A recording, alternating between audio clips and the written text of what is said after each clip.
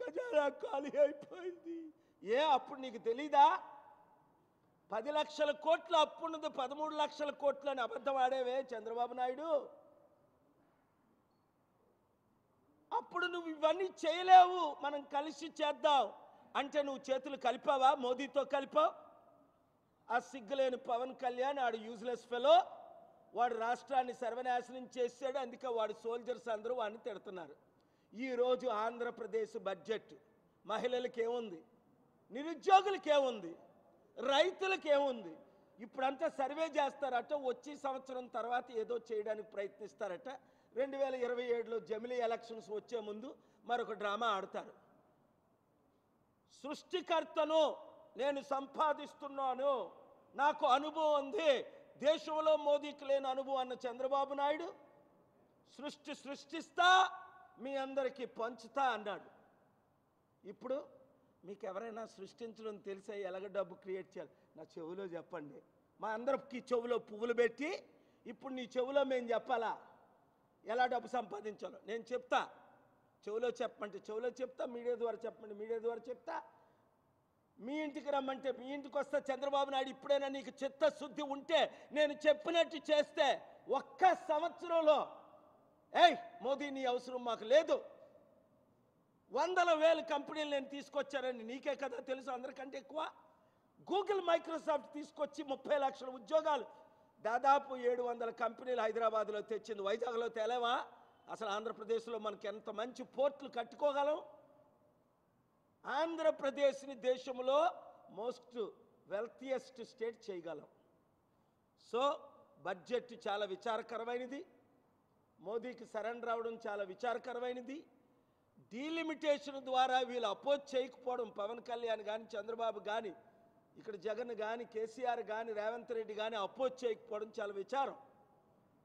రాష్ట్రం అంతా రావణ కాష్టంగా మారిపోయింది, దేశమంతా రావణ కాష్టంగా మారిపోయింది. లక్షల మంది క్రైస్తవులను, ముస్లింలను మణిపూర్లో ఏ విధంగా చేశారో మీరు చూస్తున్నారు. కనుక రండి, ప్రజాశాంతి పార్టీలో చేరండి. 7569441275 గ్రూపులు పెట్టండి. గ్రామ, మండల, నియోజకవర్గ స్థాయి. ముందు మీరు నియోజకవర్గం పేరు పెట్టి మీ మండలం, మీ గ్రామం. ఇప్పటికే 96 లక్షల మంది జాయిన్ అయ్యారు. అందరూ జాయిన్ అవ్వండి. Thank you very much.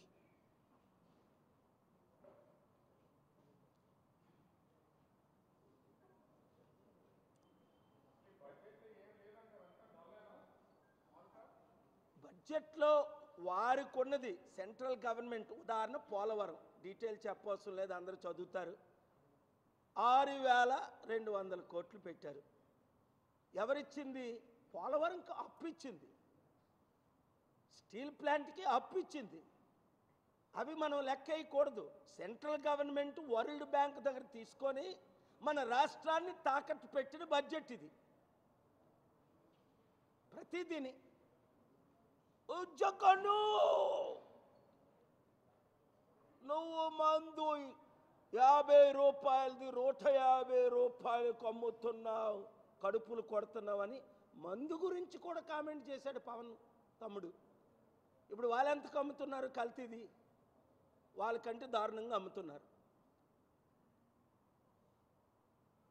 ఒక్క మాటేనా 30,000 మంది మహిళలు, చిన్న అమ్మాయిలు మిస్ అయిపోయారు. మేము రాగానే వాళ్ళందరినీ తీసుకొస్తాం అన్నాడు పవన్. ఈరోజు 30,000 అమ్మాయిల గురించి ఒక్కరోజైనా మాట్లాడా? సనాతన ధర్మం అంటూ దేశం అంతా తిరుగుతున్నాడు. రోజు మోదీని తిట్టేవాడు, ఇప్పుడు సనాతన ధర్మం అనే తిడుతున్నాడు. అందరినీ తిడుతున్నాడు, క్రైస్తవుల్ని, మహమ్మదీయుల్ని, హిందూ లీడర్స్ని. అరే, రాష్ట్రం బాగుపడాలి అంటే, దేశం బాగుపడాలంటే హిందూ, ముస్లిం, క్రిస్టియన్ శాంతిగా ఉండాలి. ఇదే శాంతిని నేను 155 దేశాల్లో పర్సనల్గా ప్రకటించి 200 కోట్ల మందిని శాంతి ప్రియులుగా చేశాను.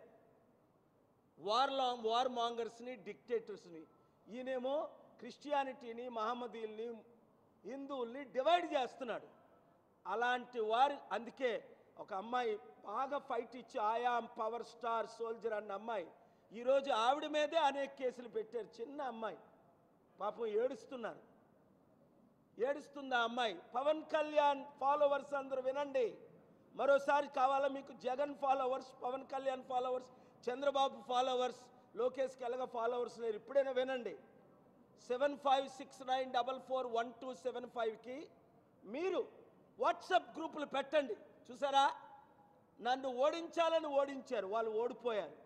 రాష్ట్రాన్ని ఓడిస్తున్నారు, దేశాన్ని ఓడిస్తున్నారు. మనం ఆపం. రాజ్యం మందే, అధికారం మందే, మీరు నేను కలిసి పనిచేస్తే.